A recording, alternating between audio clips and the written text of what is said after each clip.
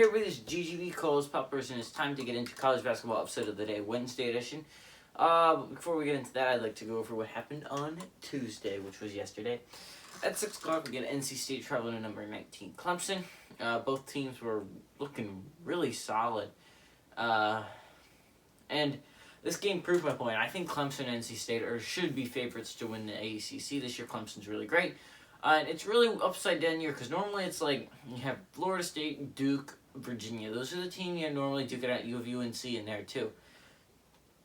I don't consider those the top teams in my opinion in the conference. In my opinion, the top of the conference, you have Virginia Tech, you have Clemson, you have NC State. Those are the three best teams. I've watched some of a lot of basketball, and those look like the three best teams in the ACC. Now I can see an argument being made that Florida State's better than, but I've watched a lot of UNC basketball this year. They are not a good basketball team. You look at Duke, they're not great. Virginia's so overrated. I mean, it's like, I don't know how they're still in the top 25, if I'm going to be honest.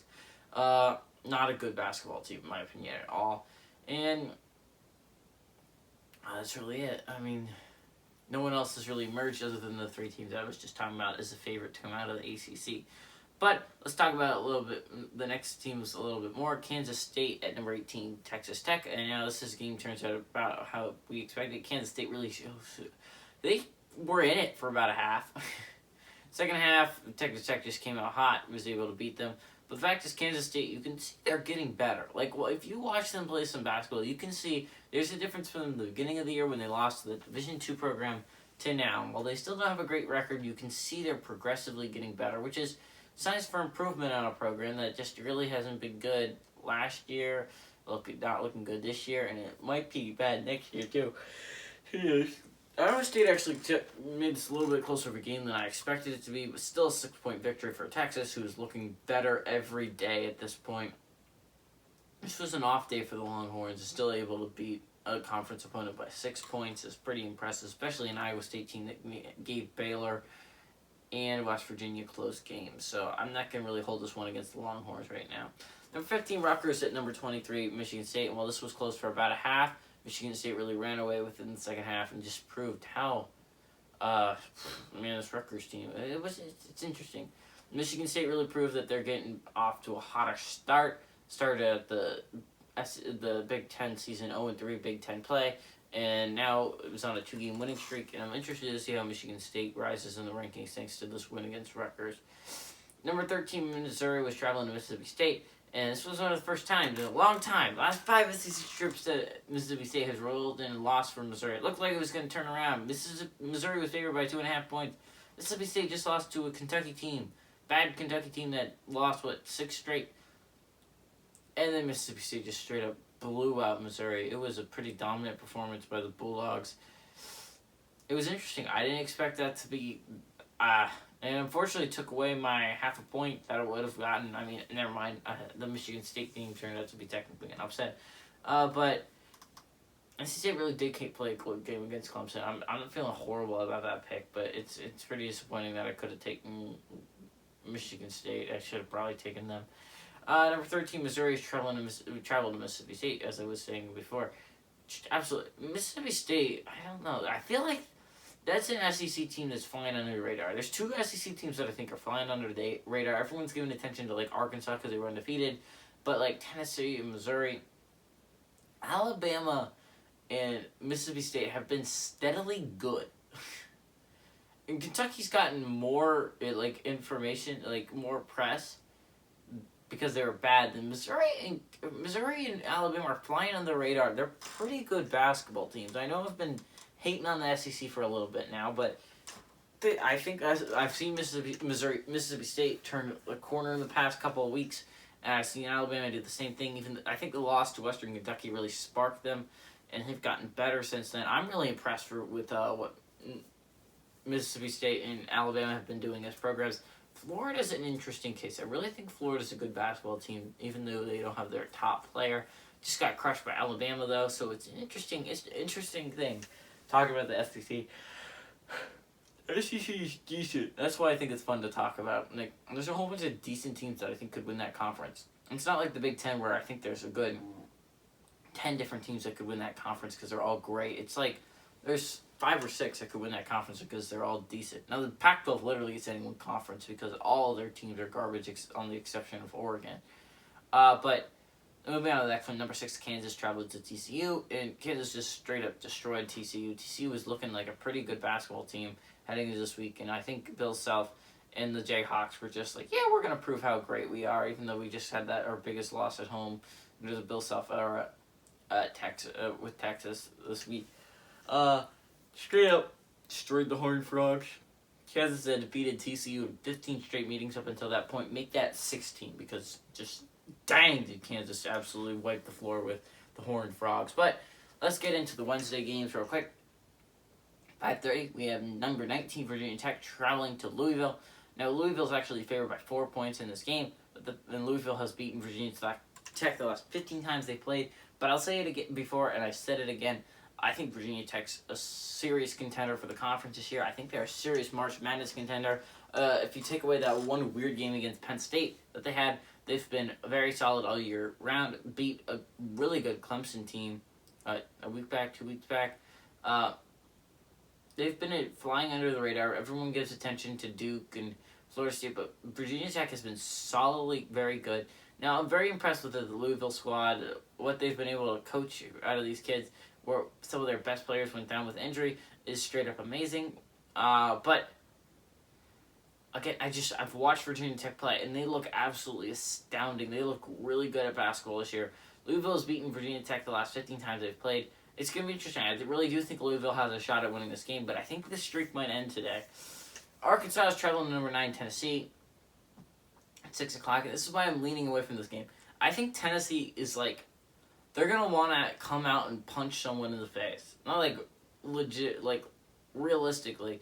Like not actually. I don't think they're going to actually go out there and start punching Razorback players in the face. But I do think that loss against Alabama was, I think it was embarrassing for them.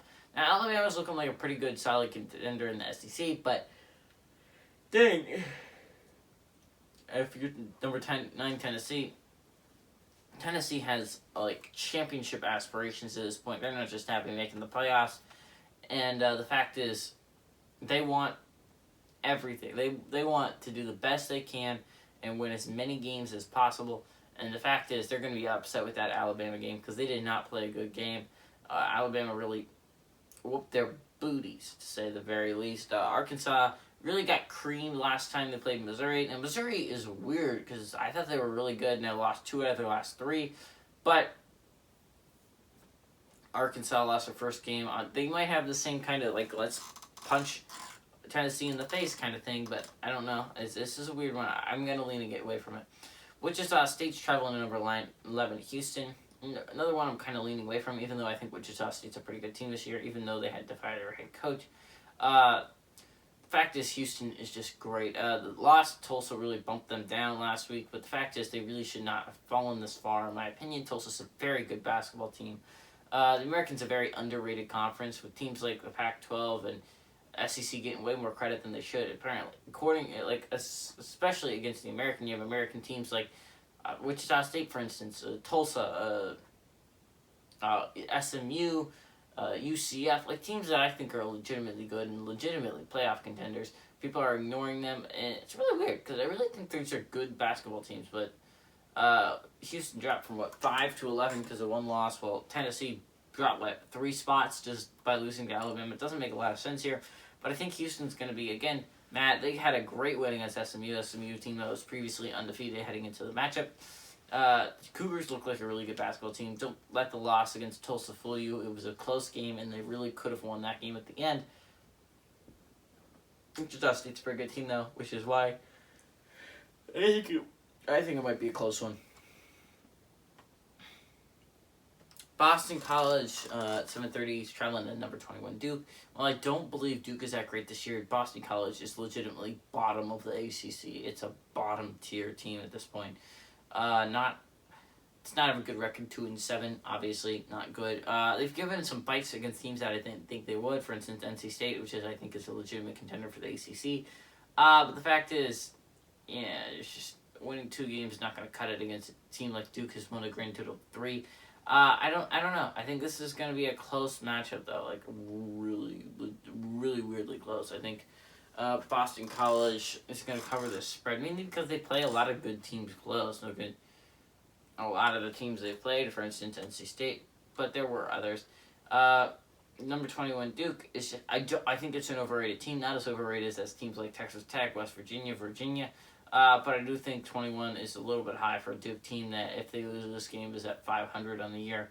Not great, especially since both their losses to top tier teams. They haven't had a top tier win yet. I think this is going to be a weirdly close game against Boston College. 7:30, we have number 16 Minnesota traveling to number 10 Michigan. Now Michigan and Minnesota are weird risers. Like they were, I think they were both outside the top 25 in week 1, and they've both risen into top 20 territory. And honestly, Michigan and Minnesota look so good right now. I think it's going to be a really tough game. Minnesota's legitimately one of the best teams in my opinion in the entire conference. So is Michigan. I expect this to be a hard-fought battle, which is why there is room for upset potential here. I think 7 points is too favorable for Michigan. Not that it's any attack on Michigan or whatever, but I think I think Minnesota is a legitimately great team this year, with chances. I think Elite 8, Sweet 16 is not out of their wheelhouse. Wake Forest, which is sitting at a 3-1 record, which is not bad for the Demon Deacons. Traveling to number 22, Virginia. Virginia's here by 14 points in this game. Virginia has beaten Wake Forest the last 8 times they've played. But as I said before, Virginia, I think they've gone from being national championships. So last year they weren't horrible, but they weren't exactly top of the ACC either. And then this year they're just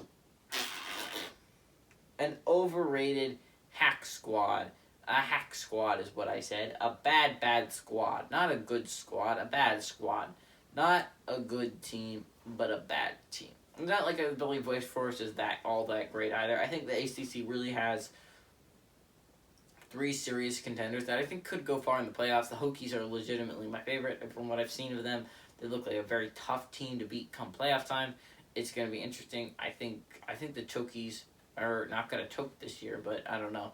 Who knows? They're the Chokies. They might find a way. But Wake Forest, the Demon Deacons haven't looked horrible this year from what I've seen of them. 3-1 record is not bad, but I'm interested to see what they have a chance to prove themselves. Not really to me. I expect them to keep this game close, mainly because Virginia's not good. I don't understand all this fascination with Virginia. From what I've seen, they do not look like a good basketball team at all. But, we'll see. We'll see if Wake Forest can pull off this upset. At 8 o'clock, we have Oklahoma traveling to number 2 Baylor. Baylor's undefeated on the year and favored by 11.5 points in this game. But Baylor showed some weaknesses last week against Iowa State. Oh, wait. I'm pretty sure it was Iowa State. Iowa State kept a close game with them, which was not expected, especially since Iowa State is considered bottom tier of the Big 12 with teams like K-State. It's really, you should not play a close game against them. Now, Oklahoma, on the other hand, had a very impressive, pretty dominant win over West Virginia. Now, West Virginia is ranked pretty highly at number 9, and Oklahoma somehow has yet to find its way in the top 25. Even though a team that's 3-2 is in there and not a team that's 6-2, which is very confusing, especially since Oklahoma has beaten better teams than Duke has. But I don't know. I don't understand the ranking system. Maybe you're not actually looking at Oklahoma seriously at all, but Oklahoma has been really good this year. The Sooners, from what I've seen, they could have had that game against Texas Tech if some guys make some free throws. They aren't absolutely incompetent at shooting free throws. They'd probably send that game to overtime with a chance to win. Now, Oklahoma's been a very good team, very solid all year, and now Baylor is a team that has also been very great. It's going to be interesting. I think Oklahoma has a serious chance of pulling off this upset here, and I think the Boomer Sooners might be able to do it. Now at 8 o'clock, here's the game I think I'm going to pick. This is the game I'm picking.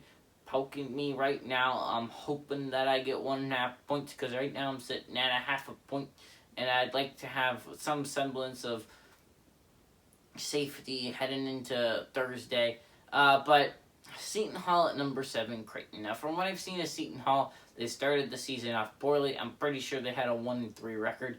Not a good record, to be honest, to start out. They really turned it around with an 8-4 record. Now, number 7, Creighton, I don't believe they lost since I think the Marquette incident. They've had some close games, some close calls, but that's... Well, I think the Providence-Creighton game was rather close. Good thing for Providence, they actually showed that they had some heart and fought their way back in that game. But Creighton has defeated Seton Hall the last 2 times they played, but they've been very close games both times.